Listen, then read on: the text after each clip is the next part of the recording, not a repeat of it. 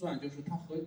赤道区域最快的地方，大约是23、24天就能转一圈，越到2极它转得越慢，就是到2极得到35天左右才能转一圈。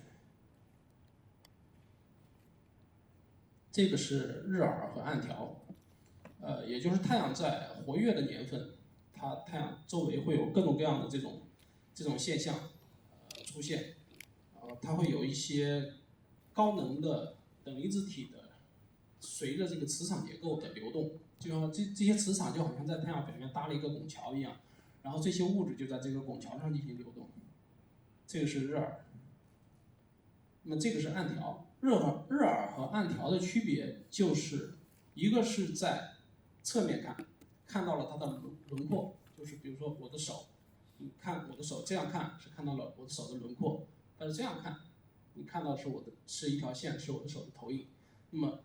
暗条和刚才那个日珥就是这种关系。这个是我们深圳市天文台的一组，就是同时不同的望远镜拍到的一组太阳表面活动的情况，也就是它其实反映的位置都是一样的。那么在用不同波段的观测，就像我们拍那个核磁共振切片似的，它在太阳表面不同的高度看到的结构是不一样的。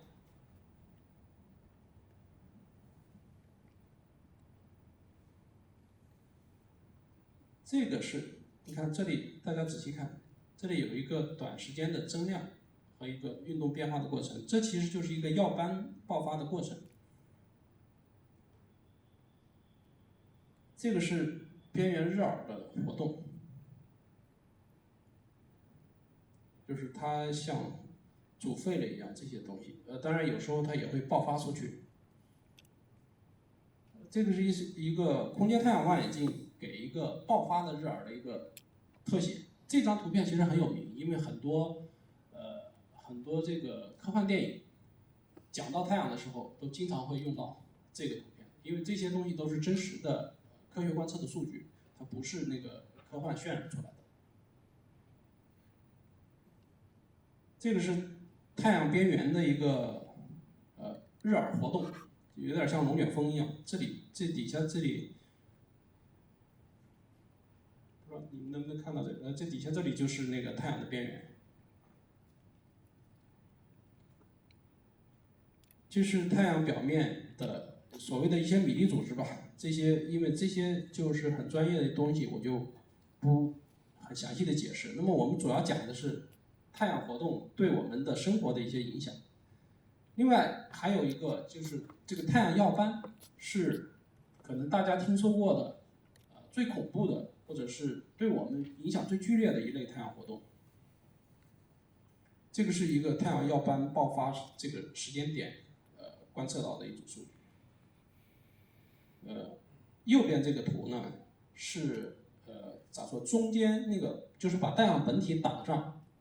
以后，太阳周围的这个太阳耀斑爆发出去的东西才能被拍到。中间那个白色的圆圈才是太阳的那个轮廓的那个边界，也就是其实太阳爆发它喷发出来的东西，这些高能量的物质，它其实喷发的是很远的。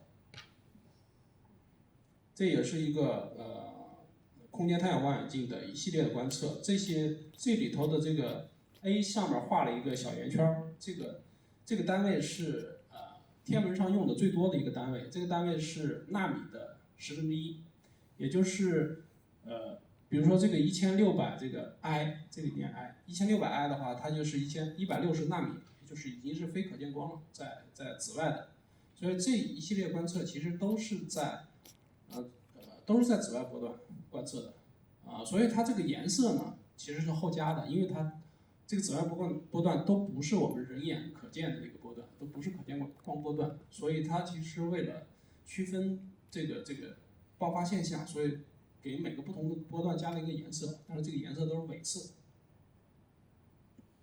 刚才是耀斑，耀斑同时伴随着还有一类的太阳活动，叫做日冕物质抛射，就是在耀斑爆发的这个耀斑上空的一片区域，它可能有很浓密的这个炙热的磁流体、炙热的这个等离子体，随着磁场会一起喷发出去，这就是日冕物质抛射。它每一次这个日冕物质抛射可以喷发出去10亿吨这个量级的物质，会把这个物质加速到几百万公里的这个时速去抛出去。当然，这个抛出去，如果这个东西是面向地球抛过来的，它对我们的影响就，咋说？对我们的影响就会真的会有一些惨烈的影响吧。